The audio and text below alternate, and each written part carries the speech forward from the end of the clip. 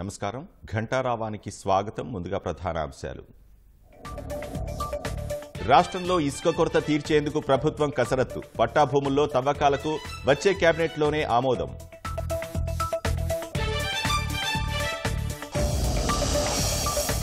రాష్ట్రంలో మళ్లీ ఊపందుకున్న క్యాంపస్ ఉద్యోగాలు. విజయవాడ రిక్రూట్మెంట్కు భారీగా విద్యార్థులు.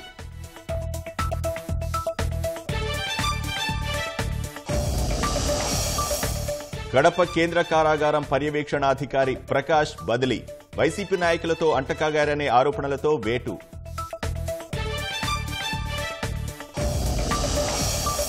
కేంద్ర ప్రభుత్వ ఉద్యోగులకు మోదీ సర్కార్ తీపి కబురు.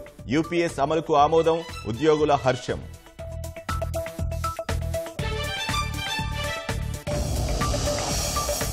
ఫిబ్రవరి 2025లో భూమి మీదకు తిరిగి రానున్న సునీత విలియమ్స్ స్పేస్ ఎక్స్ నౌక ద్వారా తీసుకురానున్నట్లు నాసా వెల్లడి.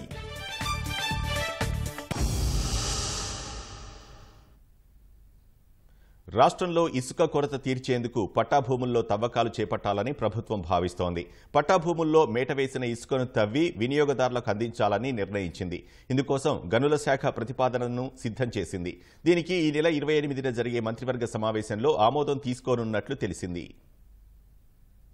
కేంద్ర పర్యావరణ అటవీ మంత్రిత్వ శాఖ నిబంధనల ప్రకారమే ఇసుక తవ్వకాలు జరగాలన్న సుప్రీంకోర్టు ఆదేశాల మేరకు మాన్యువల్ గా ఇసుక తవ్వకాలు చేపట్టేందుకు ప్రభుత్వం సిద్ధమవుతోంది. యంత్రాలతో అక్టోబర్ నుంచి ఇసుక తవ్వకాలు చేపట్టేందుకు అనుమతులు తీసుకుంటున్నారు. ఈలోపు అన్ని జిల్లాల్లో ఇసుక నిల్వలు తగ్గుతుండటంతో వెంటనే నిల్వలు పెంచడంలో భాగంగా పట్టా భూముల్లో ఇసుకపై గనుల శాఖ దృష్టి పెట్టింది. గతంలో ఏపీఎండీసీ ఆధ్వర్యంలో పట్టా భూముల్లో ఇసుక తవ్వి విక్రయించారు. ఇప్పుడు అలాగే పట్టా భూముల్లో ఇసుక తవ్వి విక్రయించాలని, పట్టాదారుకు టన్నుకు 66 రూపాయల చొప్పున ఇవ్వాలని నిర్ణయించారు.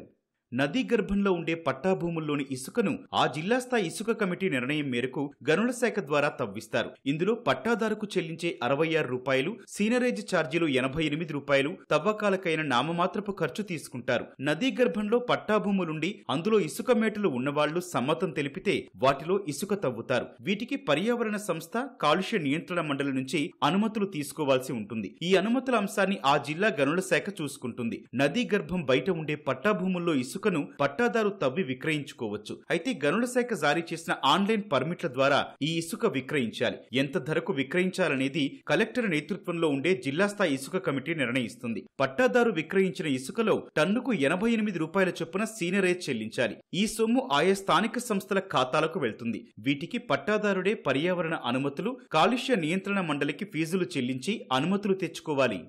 ఇసుక అవసరమైన వాళ్లు ఆన్లైన్ ద్వారానే బుకింగ్ చేసుకునేలా గనుల శాఖ పోర్టల్ను సిద్ధం చేస్తోంది. వచ్చే నెల 11 నుంచి దీన్ని అందుబాటులోకి తీసుకురావాలని భావిస్తున్నారు. సాధారణ వినియోగదారులు, బల్క్ గా ఇసుక అవసరమైన గుత్తేదారులు, బిల్డర్లకు వేర్వేరుగా బుకింగ్ ఆప్షన్ కల్పించనున్నారు. సాధారణంగా రోజుకు సగటున 75 నుంచి 80 వేల టన్నుల ఇసుక వినియోగం ఉంటుందని అధికారుల అంచనా. ప్రస్తుతం నిత్యం 40 వేల టన్నుల ఇసుక వినియోగదారులు తీసుకెళ్తున్నారు. వర్షాలు తగ్గాక ఇసుకకు డిమాండ్ పెరుగుతుందని భావిస్తున్నారు. ఆ సమయంలో ఇసుక కొరత లేకుండా అందుబాటులో ఉంచేందుకు అధికారులు సిద్ధమవుతున్నారు.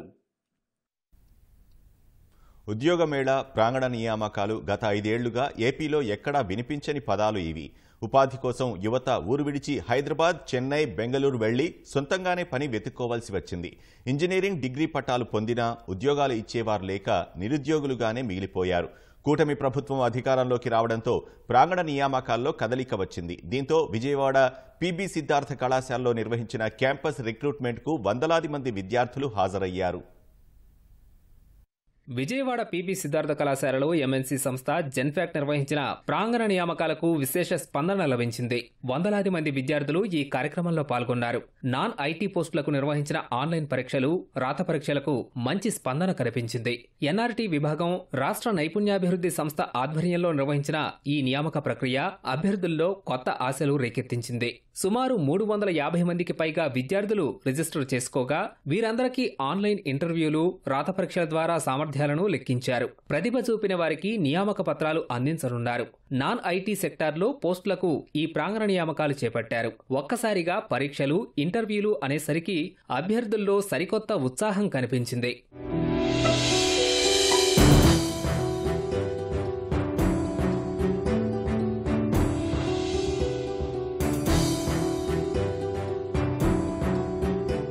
ఫస్ట్ రౌండ్ వచ్చేసి లింక్ సెండ్ చేశారు వాళ్ళు. ఆన్లైన్లో ఇంటర్వ్యూ జరిగింది. ఇది ఆన్లైన్ ఇంటర్వ్యూలో సెల్ఫ్ ఇంట్రడక్షన్ అడిగారు. ఫైనల్గా విజయవాడకి 5 years తర్వాత కంపెనీస్ వస్తున్నాయి ఈ మధ్యకాలంలో. ఇదే ఫస్ట్ కంపెనీ అంట రావటం. హోప్ ఉంది. బాగానే ఇంటర్వ్యూ అటెండ్ చేశాము. హ్యాపీగానే అనిపిస్తుంది. ఫస్ట్ కదా, చూద్దాం ఇంకా బెస్ట్ కంపెనీస్ ఏమైనా వస్తాయేమో చూద్దాం. జెన్పాట్ కంపెనీతో కొలాబరేట్ వాక్-ఇన్ డ్రైవ్ పెట్టారు. వాళ్ళు చెప్పారు ఇలా కంపెనీలో ఏ రోల్ ఇస్తున్నారు అంటే voice role, non voice role and in content moderator and voice process customer support అని 2 roles ఇచ్చారు. అందులో వాయిస్ అండ్ నాన్ వాయిస్ అని 2 ఉంటాయి.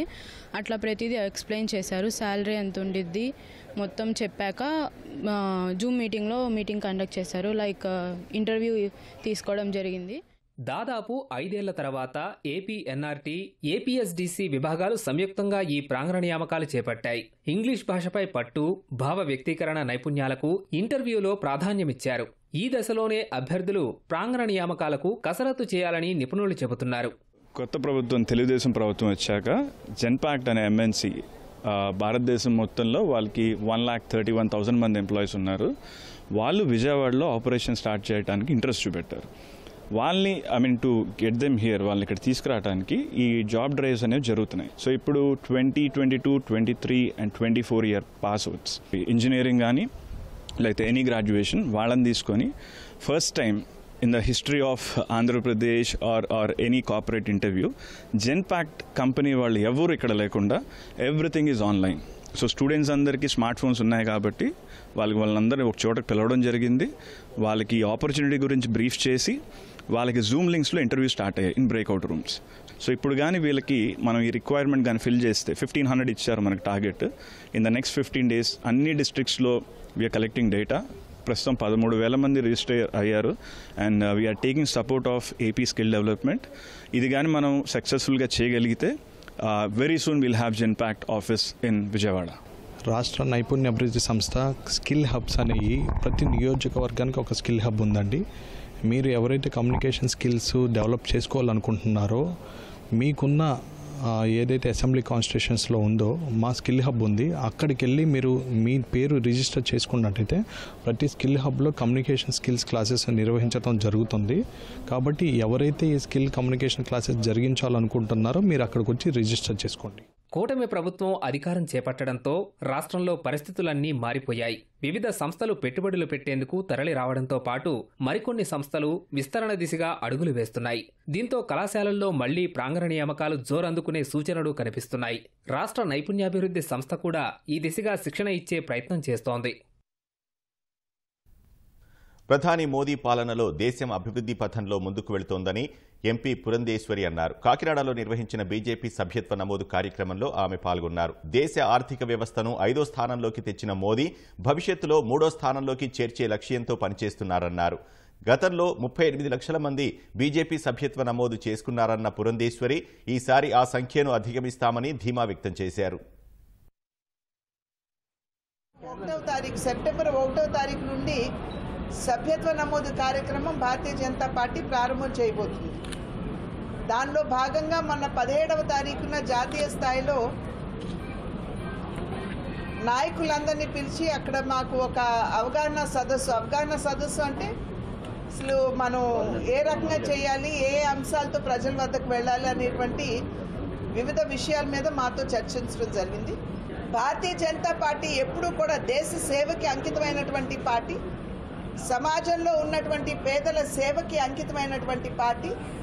అవే అంశాలతోటి ప్రజల దగ్గరికి వెళ్ళి పెద్ద ఎత్తున సభ్యత్వ నమోదు కార్యక్రమానికి కార్యకర్తలు అందరూ కూడా సన్నద్ధమవుతున్నారు. దానిలో భాగంగానే నేను ఇవాళ ఇక్కడికి రావడం జరిగిందని చెప్పి తెలియజేసుకున్నాను. హైదరాబాద్లోని నిజాంపేట్లో ఏఎల్ఈఏపీ సముదాయాన్ని అధికారులతో కలిసి మంత్రి కొండపల్లి శ్రీనివాస్ సందర్శించారు.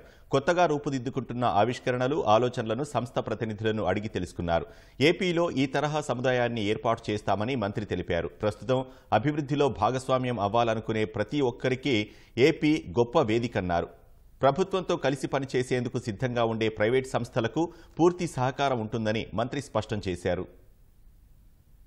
తెలంగాణలో ఉన్నటువంటి టెలిప్ సంస్థ 32 years గా చేస్తున్న డెవలప్మెంట్ ఏదైతే ఉందో ప్రతి ఇండస్ట్రీని ఎలాగా ప్రమోట్ చేస్తూ వాళ్ళ తాలూకా హెల్ప్ ఏదైతే ఉందో దాన్ని చూడడానికి ఈ రోజు ఈ ప్లేస్ కి రావడం జరిగింది. ఈ సక్సెస్ఫుల్ మోడల్ ని ఆంధ్రప్రదేశ్ లో కూడా ఇంప్లిమెంట్ చేయాలనే ఆలోచనతో ఇండస్ట్రీస్ కమిషనర్ గా కూడా రావడం జరిగింది. అది ఏ రకంగా సహాయం చేస్తున్నారనే దాని మీద కూడా ఎక్సైజ్ చేస్తూ దాన్ని ఆంధ్రప్రదేశ్ లో కూడా అడాప్ట్ చేసే దశగా కొంచెం ఒక రోల్ మోడల్ ఇండస్ట్రియల్ ఎస్సీజెడ్స్ లో పెట్టాలని కోరుతూ ఇక్కడ వాళ్ళని కూడా ఇన్వైట్ చేయడం జరిగింది. ఖచ్చితంగా ఇలాంటి ఒక ఇండస్ట్రియల్ ప్లేస్ కూడా ఆంధ్రాలో కూడా రావాలని దాన్ని పూర్తి స్థాయిలో మేము కూడా సపోర్ట్ చేస్తూ దాన్ని ముందుకు తీసుకెళ్లే ప్రయత్నం చేస్తామని వాళ్ళందరినీ అభినందిస్తూ ఇన్వైట్ చేస్తాం. ఎస్ఎస్జీ మెంబర్స్ లో కానీ అలాగే వీళ్ళు తాగుతున్న కాన్సెప్ట్స్ ఏవైతే ఉన్నాయో గ్రౌండ్ రియాలిటీ కూడా తీసుకెళ్లే ప్రయత్నం చేస్తాం.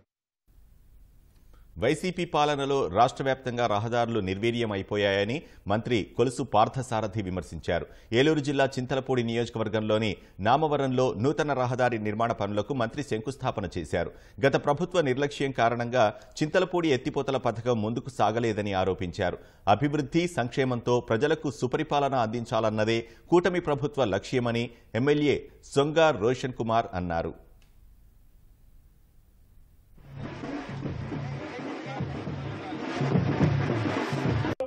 ఈవేళ అందరికన్నా ముందు నుంచి ప్రచారంలో దూసుకుపోతున్నటువంటి ఇవాళ గెలిచినటువంటి శాసనసభ్యులు ఏలూరు నుండి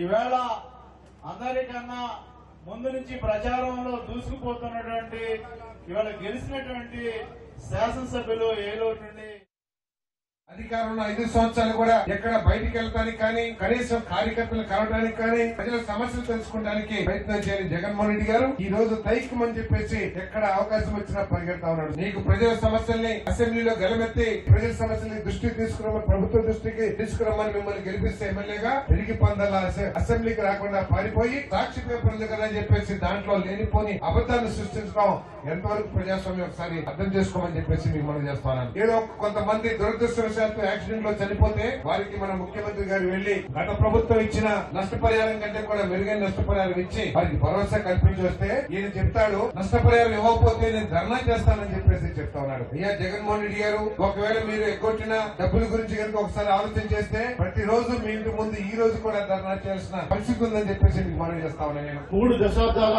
సుదీర్ఘ పోరాటం 7 గ్రామాలకు ఒక మంచి రహదారి నారా చంద్రబాబు నాయుడు గారు 2019లో మరి దీనికి శంకుస్థాపన చేశారు. ఆ తర్వాత వచ్చిన వైసీపీ ప్రభుత్వం జగన్మోహన్ రెడ్డి గారు పైసా కూడా ఖర్చు పెట్టకుండా దీన్ని నిర్లక్ష్యం చేశారు.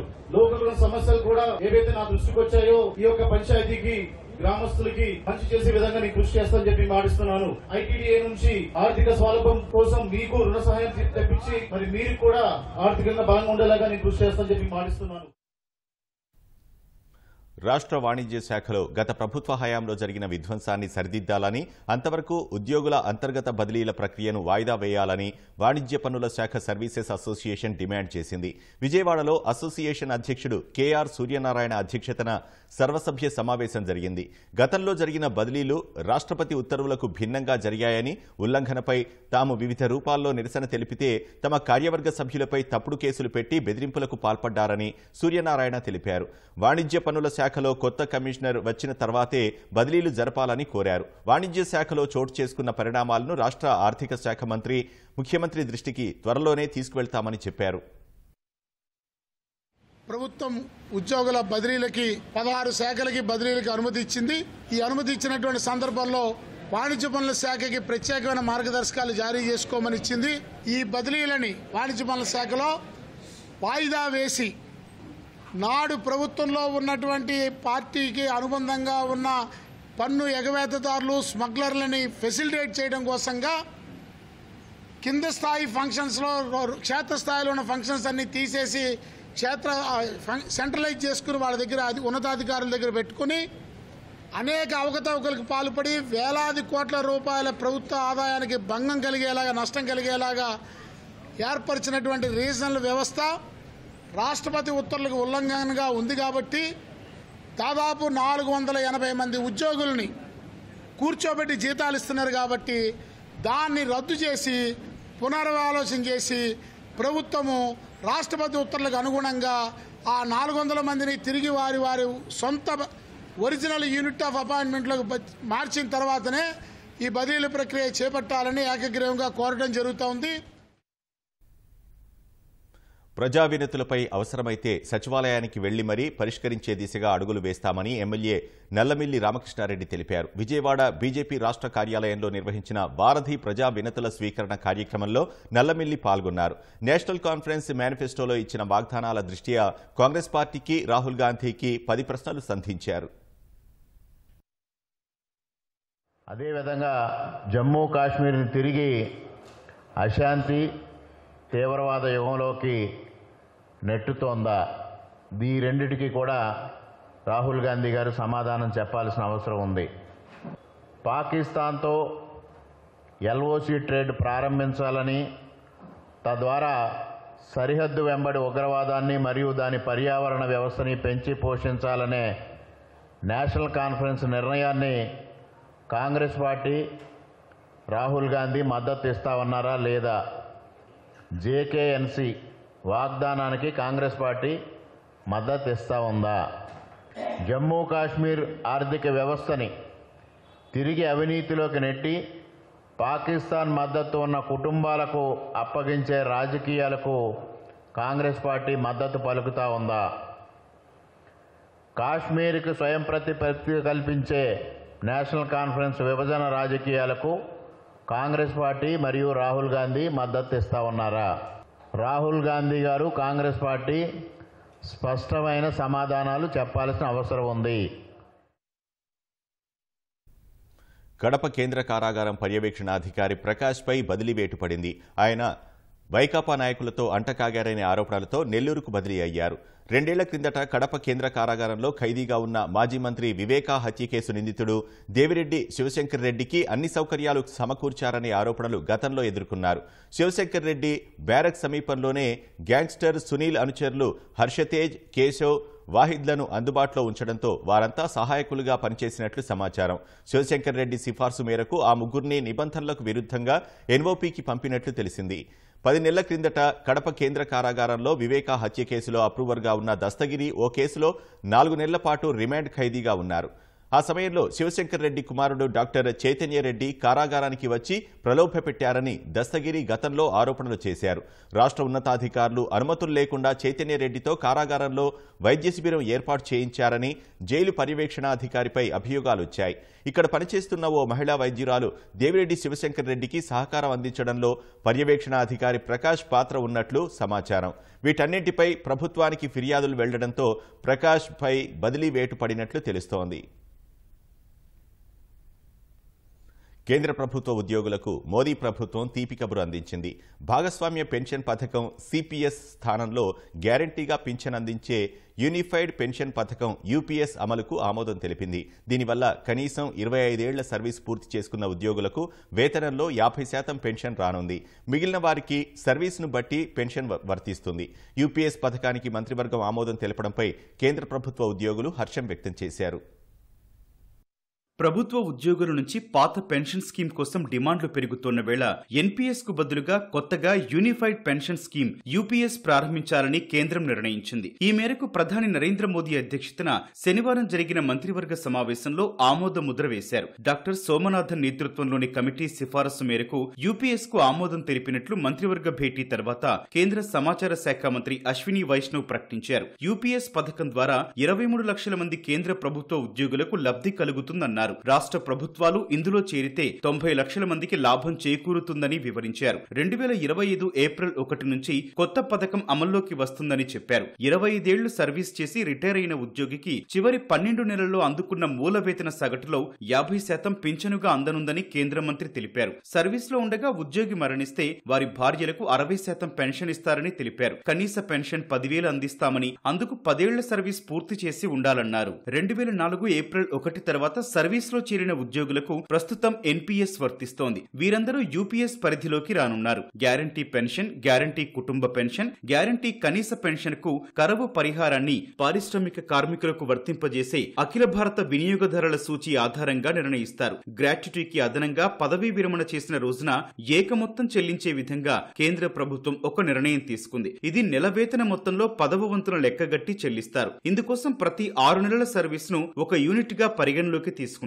ఈ చెల్లింపునకు పెన్షన్ కు ఎలాంటి సంబంధం లేదు. దీనివల్ల పెన్షన్ తగ్గదు. ఉద్యోగులు యూపీఎస్ ఎంచుకుంటే అదనపు భారం పడదు. ప్రస్తుతం ఉన్న 10% చందానే చెల్లించాల్సి ఉంటుంది. ప్రభుత్వ వాటా 14.5% నుంచి 18% పెరగనుంది. ఇప్పటికే పదవీ విరమణ చేసిన వారికి యూపీఎస్ బకాయిలు చెల్లించడానికి 800 కోట్లు అదనంగా ఖర్చవుతుంది. తన వాటా పెంపు ద్వారా ప్రభుత్వం అదనంగా 6,250 కోట్లను భరించాల్సి ఉంటుంది. రాష్ట్ర ప్రభుత్వాలు ఇందులో చేరితే అదనపు భారాన్ని అవే భరించాల్సి ఉంటుంది. పింఛన్ భరోసా కల్పిస్తూ యూనిఫైడ్ పింఛన్ పథకానికి కేంద్ర మంత్రి మండలి ఆమోదం తెలపడంపై కేంద్ర ప్రభుత్వ ఉద్యోగులు హర్షం వ్యక్తం చేశారు. నిర్ణయం తీసుకునే ముందు తమను ఆహ్వానించిన ప్రధాని మోదీకి ప్రభుత్వ ఉద్యోగుల సంస్థల జాయింట్ కన్సల్టేటివ్ మెషినరీ జేసీఎం కార్యదర్శి శివగోపాల్ మిశ్రా కృతజ్ఞతలు తెలిపారు. జేసీఎం ను ప్రధాని ఆహ్వానించడం ఇదే తొలిసారని చెప్పారు. 32 లక్షల మంది ప్రభుత్వ ఉద్యోగులకు ఇది చాలా గర్వకారణమని చెప్పారు. దేశ ప్రగతికి గణనీయంగా దోహదపడే ప్రభుత్వ ఉద్యోగులందరి కృషిని చూసి గర్విస్తున్నట్లు ప్రధాని మోదీ అన్నారు.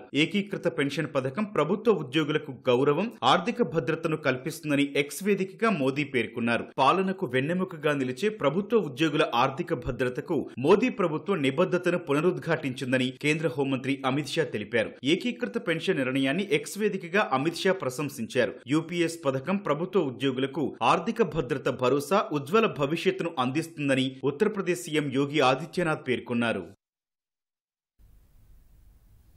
సాంకేతిక సమస్యల కారణంగా అంతర్జాతీయ అంతరిక్ష కేంద్రం ఐఎస్ఎస్లో ఉండిపోయిన వ్యోమగాములు సునీత విలియమ్స్, బుచ్విల్ మోర్ వచ్చే ఏడాది ఫిబ్రవరిలో భూమికి రానున్నట్లు నాసా తెలిపింది. వ్యోమగాములకు స్పేస్ ఎక్స్ అంతరిక్ష నౌక ద్వారా భూమికి తీసుకురానున్నట్లు నాసా వెల్లడించింది. సమస్యాత్మకమైన బోయింగ్ కొత్త క్యాప్సూల్స్లో వ్యోమగాములను తిరిగి భూమికి తీసుకురావడం చాలా ప్రమాదకరమని భావించి ఈ నిర్ణయం తీసుకున్నట్లు వెల్లడించింది. భారత సంతతికి చెందిన అమెరికా వ్యోమగామి సునీత విలియమ్స్తో పాటు బుచ్విల్ మోర్ బోయింగ్కు చెందిన స్టార్ లైనర్లో జూన్ 5న అంతర్జాతీయ అంతరిక్ష కేంద్రానికి చేరుకున్నారు. వారం రోజుల తర్వాత వారు భూమికి తిరిగి రావాల్సి ఉండగా యాత్రలో సాంకేతిక సమస్యలు తలెత్తాయి. వాహక నౌక థ్రస్టర్లో లోపాలు తలెత్తడంతో పాటు హీలియం లీకేజ్ సమస్యగా పరిణమించింది. దీంతో అందులో ప్రయాణించడం సురక్షితం కాదని నాసా తేల్చింది. అప్పటి నుంచి సమస్యను పరిష్కరించేందుకు ప్రయత్నాలు జరుగుతున్నాయి. సునీత విలియమ్స్ ఆరోగ్య పరిస్థితిపై ఆందోళన కూడా వ్యక్తమైంది. నాసా తాజా నిర్ణయంతో మరో 6 నెలలు సునీత, బుచ్విల్ మోర్ అంతరిక్షంలోనే గడపాల్సిన పరిస్థితి ఏర్పడింది. ఉత్తరాఖండ్ కాప్కోట్లో ఓ నిర్మాణంలో ఉన్న వంతెనపై ప్రాణాలు పణంగా పెట్టి స్థానికులు రాకపోకలు సాగిస్తున్నారు. కిల్పారా నుంచి కున్వారి గ్రామాలను వేరు చేస్తూ ప్రవహిస్తున్న శంభు నదిపై ఉన్న వంతెన వరదలు పోటెత్తి కొట్టుకుపోయింది. ఈ క్రమంలో అక్కడ కొత్త ఉక్కు వంతెనను నిర్మిస్తున్నారు. నిర్మాణం పూర్తి కాకముందే చుట్టుపక్కల గ్రామాల్లోని విద్యార్థులు, ప్రజలు దానిపై ప్రమాదకరంగా నడిచి వెళుతున్నారు. ఏమాత్రం కాలు తడబడినా తిరిగిరాని లోకాలకు వెళ్తామని తెలిసినా సాహసాన్ని కొడిగడుతున్నారు. ఇటీవల ఇందుకు సంబంధించిన వీడియో వైరల్ కావడంతో అధికారులు అక్కడ నిఘా పెంచారు.